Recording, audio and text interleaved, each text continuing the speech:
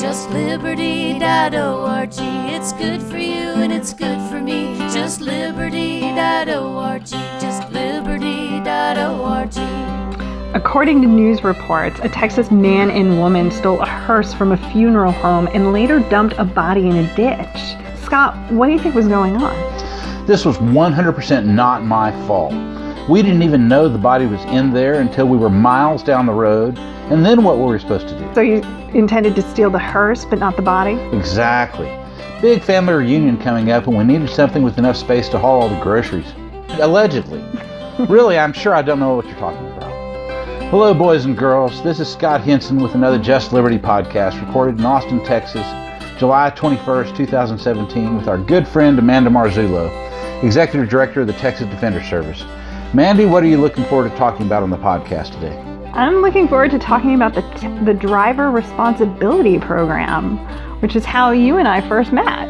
Yes, it is. And talking about our wonderful new music for this podcast. This really is amazing new music. Thanks so much to Gabe Rhodes and his all-star crew of musicians he put together for their excellent work.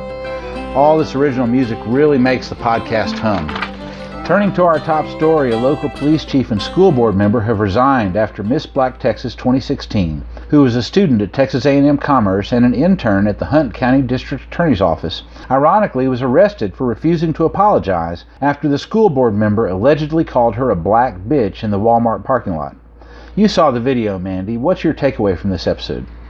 Sadly, I think there are a few things that you can take away from this. I think the first is you can beat the rap, but you can't beat the ride, right? I think her name is Miss Ponder. Carmen Ponder, yes. Ponder. The charges were dropped against her, but she still has an arrest record, from what I understand, for resisting arrest, and that she's still worried about expunging that.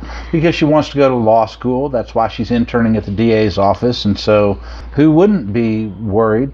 And yet, she's the only one there who did nothing wrong. She's the only one there who was in control the entire time.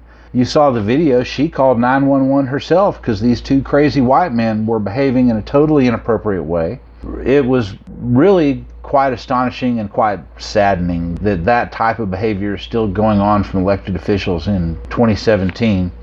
And just to put a nasty coda on the end of this story, the police chief made a big show of resigning and made out how he was a victim of the Black Lives Matter movement for pushing him out the door over this. But in reality, he was kicked upstairs and was actually made an assistant city manager over the police department. And so really was given more power and not less. Really nothing bad happened to that guy. I think one of the other things that you just touched on there too that's important to point out is that this incident sort of debunks this idea that if you're approached by law enforcement, that if you behave well, that you can de-escalate the situation. That's right. It's like the Philando Castile situation where he tells the man he's a concealed carry permit owner, he has a gun, he tells the cop everything he's supposed to do, behaves politely, and he still gets shot. Yeah. Now, there are some episodes where it's very clear that there's no amount of polite behavior that would get you out of it. Yeah, sadly. So, moving on a related matter, Just Liberty is about to file a petition with the Texas Department of Public Safety requesting that they initiate rulemaking to limit arrests by Texas state troopers for non-jailable offenses. Under a little-known state law, if 25 Texans sign a petition, DPS must either deny it within 60 days or initiate rulemaking. Just Liberty's petition was signed by representatives from 16 groups as well as several state legislators. So Scott, tell me, what is Just Liberty trying to accomplish? Well, this petition comes on the heels of an effort at the legislature to pass a bill to eliminate most arrests for non-jailable offenses. This all came out of really the Sandra Bland episode when she was arrested at a traffic stop for really failure to signal lane change was the underlying charge when he initially laid hands on her. And that story has really resonated throughout the state. You saw the Sandra Bland Act, you saw a bunch of different bills filed on this topic, And it's really hard to overstate the extent to which her story has altered the terms of debate over criminal justice reform in Texas. Her mother actually is one of the petition signers on this petition to the Department of Public Safety. And so what we're trying to do is convince them to change their internal rules to eliminate most of these arrests unless the driver is actually a threat to others. And certainly that was not the case with Sandra Bland. Mm-hmm. And we'll see what happens. They have a meeting in August, and we'll find out how the Public Safety Commission receives this petition then. Meanwhile, when we came up with this idea at Just Liberty for a petition to DPS on Class C misdemeanor arrests, it was based on a project that you and I did together, Mandy, nearly a decade ago. We worked together to get the Department of Public Safety to change its rules vis-a-vis the driver responsibility surcharge, which is an extra civil penalty that drivers must pay for 3 years on top of fines for DWIs and certain traffic tickets. Back then, we proposed rules via a similar citizens petition to waive most fees for indigent defendants and to force DPS to create an amnesty program, which operated for a few weeks in 2012. What do you remember about that process? Well, I remember it being much harder and longer than I expected it to be. I mean, going to trial has nothing on the administrative rulemaking process, is what I learned in Texas. I will say that I found that the Public Safety Commission was receptive to the issue, especially when we pointed out that there are individuals in Texas with tens of thousands of dollars being assessed every year. Like, I think there were people who owed as much as $40,000 a year. And who were never going to get out from under that debt. Yeah, ever. No, I mean, it's crushing, and it would escalate and compile again and again, and that it was a hard fought battle. I think at one point they viewed the amnesty program as being a violation of the ex post facto clause, which was an argument that I found a hard time to even understand, let alone argue against effectively, just because it was so strange. The whole process was very strange. No one had actually done this petition process at DPS since the 1930s when you and I did it. And so it came out of the blue for them. They didn't really understand what we were doing and sort of resented us for it. They wouldn't even let me in the room for much of the process. And amazingly, I remember that. You were able to get in. And there was one very strange meeting at a working group where I sat outside on a bench and you would come out during breaks and we would talk, and then you'd go back in and negotiate, but I wasn't allowed to come in and sit at the table. And the whole thing was bizarre like that.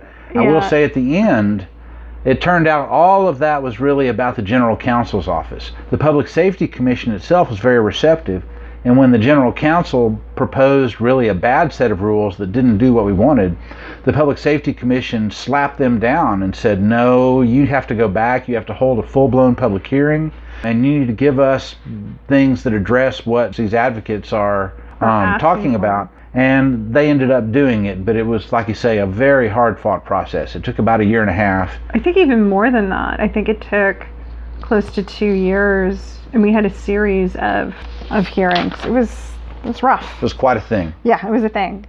So moving on your blog, Grits for Breakfast, recently you wrote about a now retired Houston police officer who had a financial incentive to make trumped up arrests because he made time and a half whenever he was required to go to court, whether or not the charges were dismissed. The situation was so extreme that the Court of Criminal Appeals was asked to determine if a lawyer didn't investigate or raise the issue was guilty of ineffective assistance. But you pointed out on the blog that the incentives are structural and often embedded in labor agreements with police unions. This was an older case out of Houston from 2004. Is it still going on? It is, and in fact, I was amazed to discover as I researched this for that blog post, I looked up the meet and confer agreement for Austin, and Austin's incentives for police officers to go to court are even more lucrative than those described in this Houston case. In Austin, anytime an officer has to go to court after their regular working hours, even if it's just for half an hour, for 1 hour, they get a minimum of 4 hours at time and a half, no matter what the amount of time, bare minimum, if they have to go to court before work. Say work starts at 8 a.m.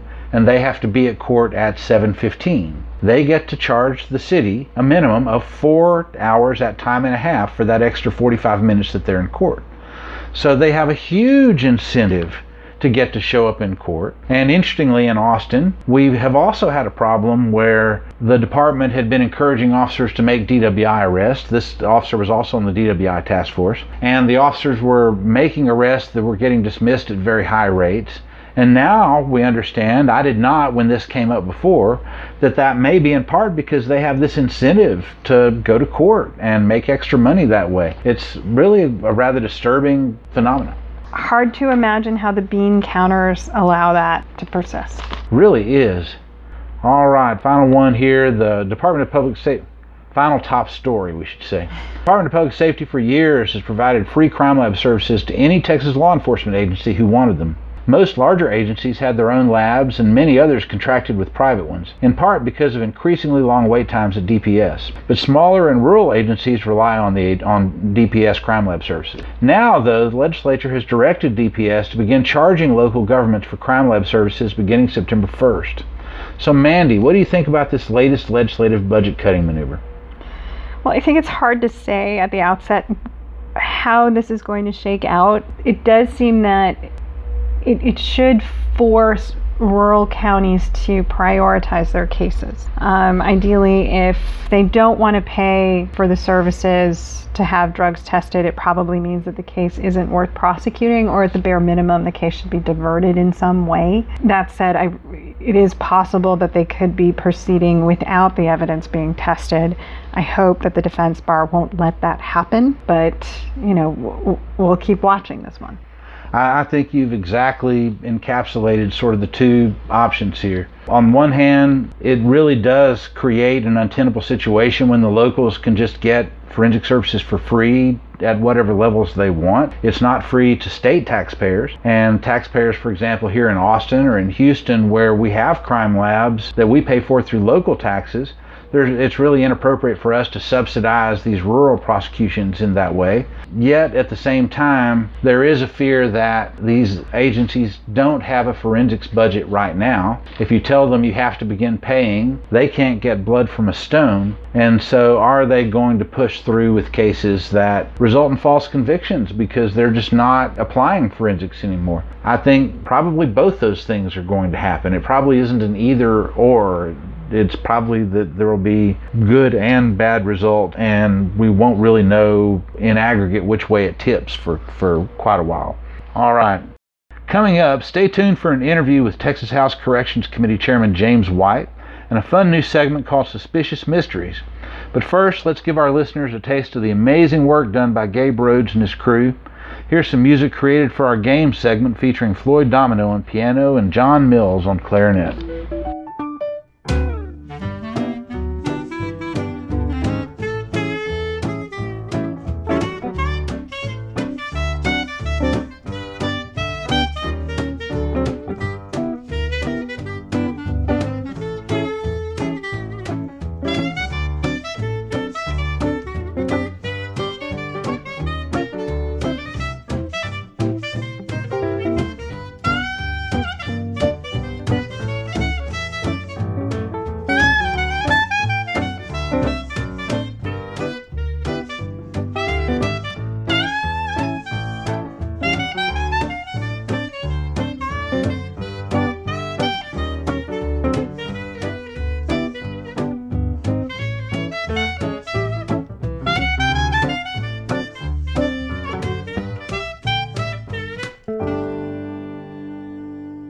Today we're speaking with Texas House Corrections Committee Chairman James White, who was an Army officer and then a school teacher before he was elected to the Texas legislature in 2010. Ironically, the Democrat he defeated, Jim McReynolds, was also Corrections Committee Chair. 4 terms in, Chairman White has emerged as an important leader among conservative criminal justice reformers. Let's hear what he has to say. All right, Chairman White, I wanted to ask you about criminal justice politics in America and the Republican Party today in particular.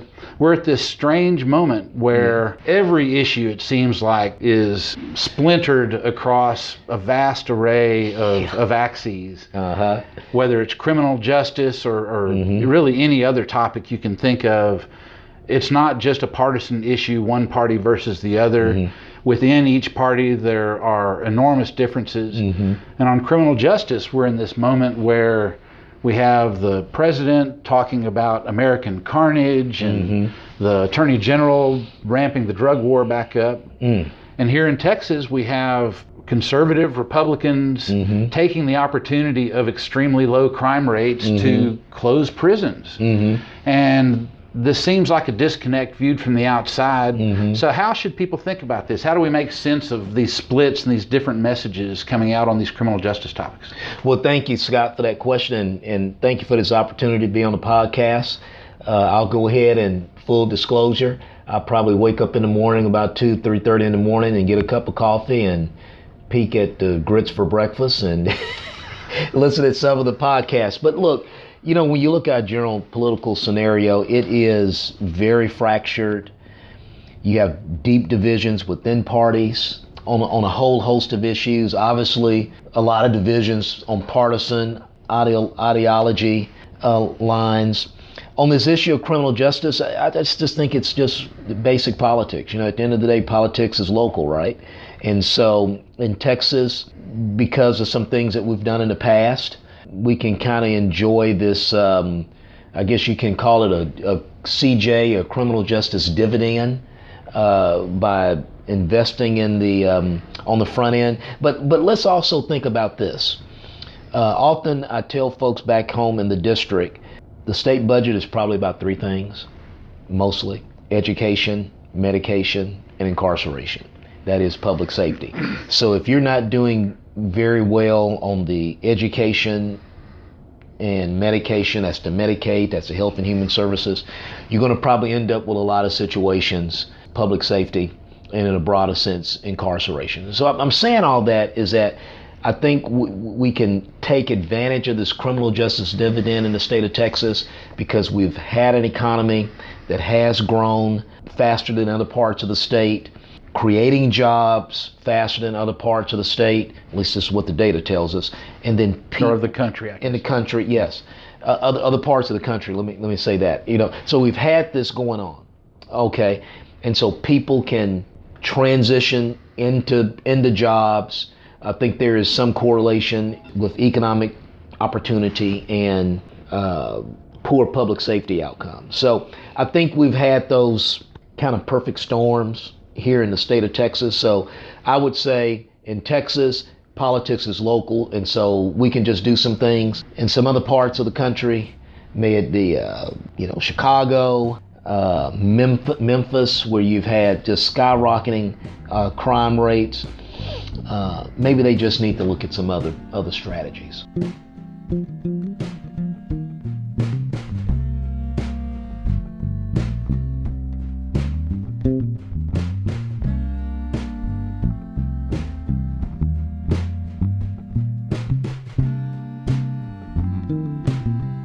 Next up, today we're introducing a new segment on the podcast we're calling Suspicious Mysteries, in which we discuss questions to which there are no definitive answers.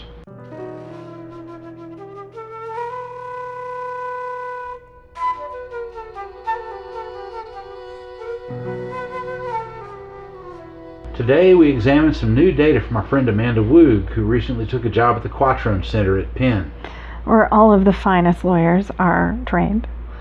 Because that's where you were trained, of course. Well, exactly. Go Quakers. The Fighting Quakers. Good Lord, that's just sad. What, you don't find some Mennonites to be particularly intimidating? Terrifying. Regardless, Woog's numbers showed that after several years of steady increases in the number of people in Texas shot by police and or who died in police custody, 2016 saw a sharp decline. Both Amanda and Brandy Grissom at the Dallas Morning News reported on the sharp rise in deaths in custody in Texas over the last decade. Deaths in custody reported by Texas Police and Sheriff's Departments reached a high of 175 in 2015, then dropped like a stone to 125 last year. That's the lowest total in a while, but it's still much higher than in the past. In 2005, for example, just 84 people died in police custody. So the 2015 max was more than 100% of that total. So Mandy, what do you think caused the increase in police shootings over the last decade, and what might account for last year's drop? Well, I doubt it's one thing that caused both the increase and the decrease. But looking at the front end of this, I think what is sort of surprising about the rise in deaths in custody is that it corresponds with a drop in crime. A big drop in crime. A huge one. So you would expect that there would actually be less contact between the public and law enforcement. It also corresponded with a big drop in the number of traffic tickets given. Hundreds of thousands fewer traffic stops occurred over this period. So what you're actually seeing is a rise in sort of the violent interaction rate and in sort of the treatment of individuals once they're in custody. So it's hard to suss that out. What's going on there? It could be problems with training. It could be problems. I mean, really just, training seems to come to mind as the big one, but could be a lot of discipline when officers do engage in misconduct. That can set a bad example that then other officers feel like they can engage in similar behaviors. There's a number of things, but like I say, I guess that's why this section is suspicious mysteries. It's impossible to really know what it is. We can guess, we can speculate, but it's really hard to know what's causing it. And then, with the decrease, it could be just noise because we're talking about very small numbers. But at the same time, there are a number of things that have been implemented in the past year that would make you think that it could have had an effect on law enforcement behavior. So things like body cameras, the fact that more Texas police officers are wearing them now and having to have them on. I'm sure that a lot of police agencies have had training. Also, there have been a lot of lawsuits across the state for deaths in custody, which probably triggers, a policy response at the local level. As well as major publicity surrounding shootings by police. And even though we haven't seen too many convictions, we've seen quite a few officers indicted, which didn't used to happen very often. And so it's possible that, like you say, all of these things together are changing sort of the culture facing police officers as they make those decisions. But it's really confusing when you try and pin down, well, what's the cause, one direction or the other. There's really no one thing you can point to in that way. Well, coming up, stay tuned for a new game segment called Home Court Advantage. But first, here's a quick word from Just Liberty. JustLiberty.org. It's good for you and it's good for me. JustLiberty.org. JustLiberty.org.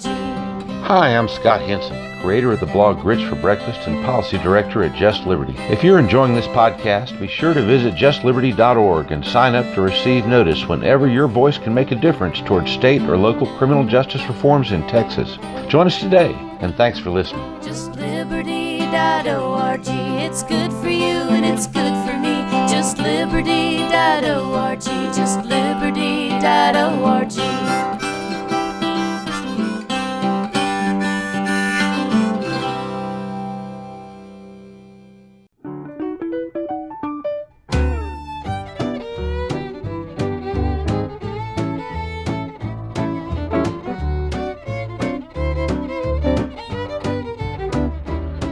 Today we launched a new game on the podcast we're calling Home Court Advantage. The premise is deceptively simple. We consider recent court cases affecting Texas and discuss who stands to gain an advantage or disadvantage as a result. Let's start this new segment with a case where the state of Texas finds itself at a disadvantage. Inmates at the Wallace PAC unit, which houses disabled and geriatric prisoners, had sued over oven-like conditions during the summertime, which have resulted in numerous documented deaths and likely many undocumented ones over the years.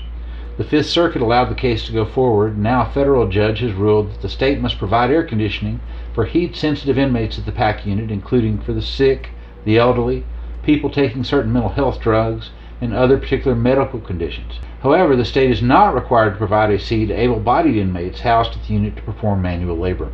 The state has vowed to appeal. So, Mandy, looks like the state is at a disadvantage. How deep is the hole they're in? I think it's the beginnings of a deep hole at this point. As you alluded to, the decision is pretty narrow. It's affecting individuals who have been identified essentially as having a condition that makes them sensitive to heat. and stating that the government basically needs to accommodate that sensitivity so that they don't die, really, at the end of the day, when they're being incarcerated. That said, these categories are broad. I mean, we are talking about people who are sick.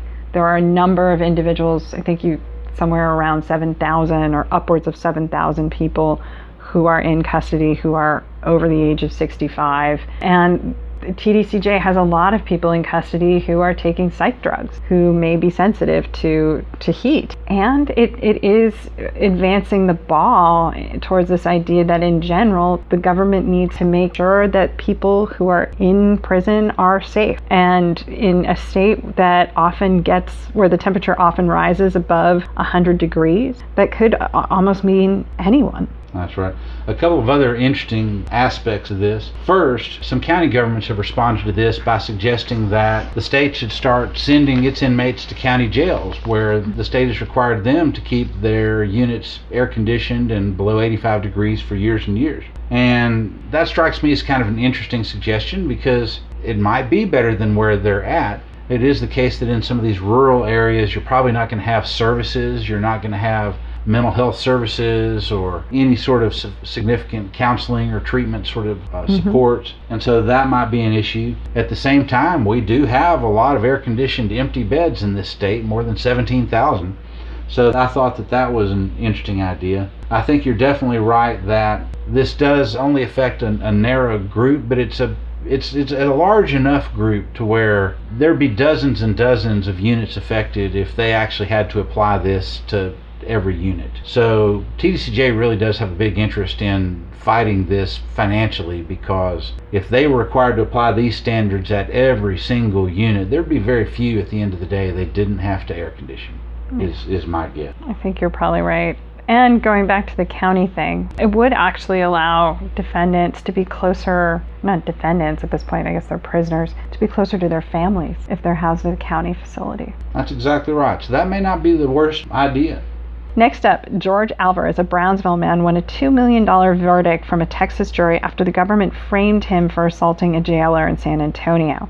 It turned out that Mr. Alvarez was assaulted rather than an assailant of a police officer, but because he faced a steep trial penalty if he took the case to verdict, and because the government concealed exculpatory evidence that proved his innocence, he pled guilty and only challenged the conviction when the hidden evidence became available. The Fifth Circuit threw out the jury award, saying his guilty plea invalidated any rights to hold his assailant accountable for inarguable civil rights violations. Scott, who benefits from this ruling, and what message does this verdict send going forward? Well, who benefits, I suppose, are dirty cops and corrupt prosecutors. I can't think who else would possibly benefit. And even for them, I suppose it only benefits them in the sense that they won't have lawsuits later, but there should be lots of other penalties for people like that too. But it's a terrible, terrible ruling. The only way you could make this ruling is if you absolutely don't have any sense of why innocent people might plead guilty.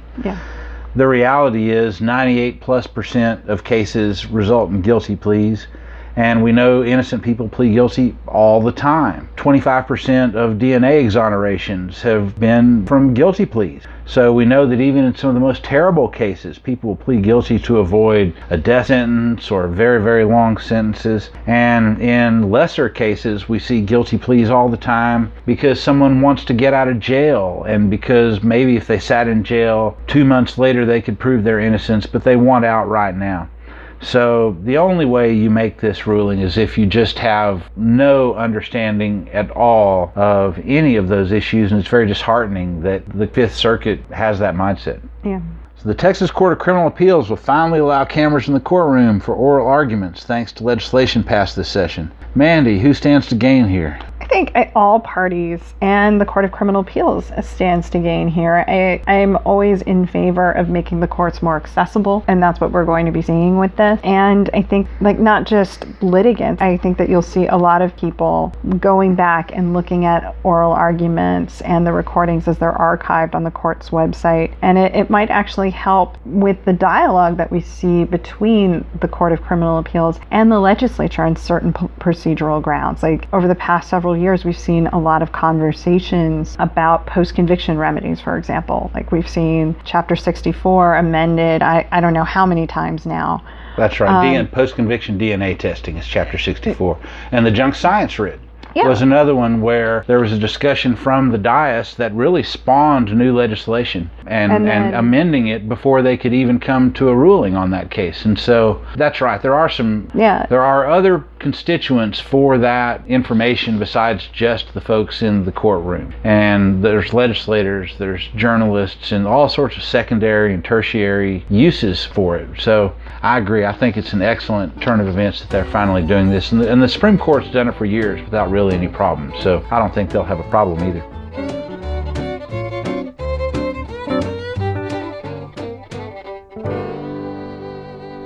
Finally, let's close out this episode of Reasonably Suspicious with our rapid fire segment we're calling The Last Hurrah. Mandy, are you ready? Yes, I am.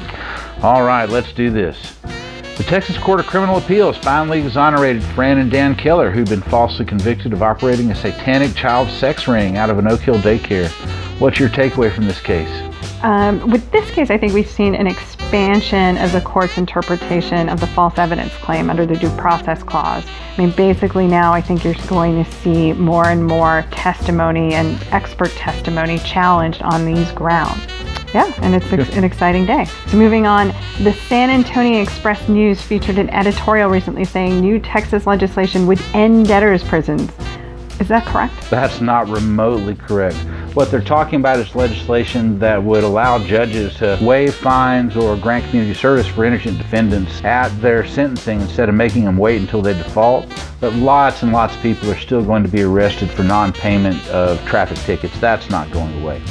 When mothers in Texas are arrested while their kids are at school or away from home, no one at the police department or the jail is responsible for making sure they have somewhere to go or are taken care of, the Dallas News reported this month. What ought to be happening in these cases? Well, I don't think I would limit it to these cases. I think in any time an adult is arrested, there should be a question as to whether they are responsible for a minor and that there should be some efforts to make sure that that minor is cared for.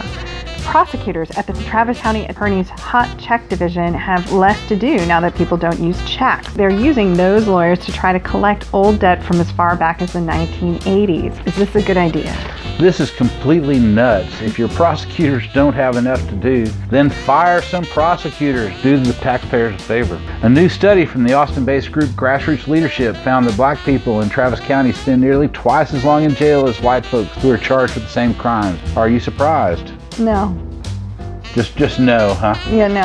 All right.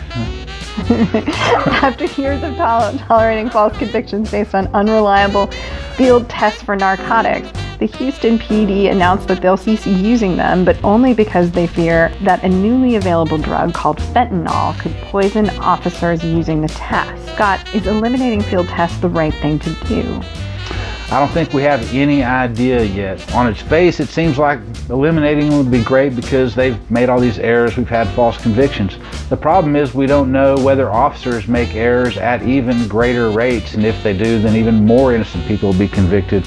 What I'm hoping is that they'll start tracking this information now that they've made this shift so that we'll at least know if there are more errors being made. All right, we're out of time, but we'll try and do better the next time. I'm Scott Henson with Just Liberty. And I'm Amanda Marzullo with the Texas Defender Service. Goodbye, and thanks for listening. We'll see you next time, people, and until then, keep fighting for criminal justice reform. It's the only way it's going to happen. So really, the fighting Quakers, honestly.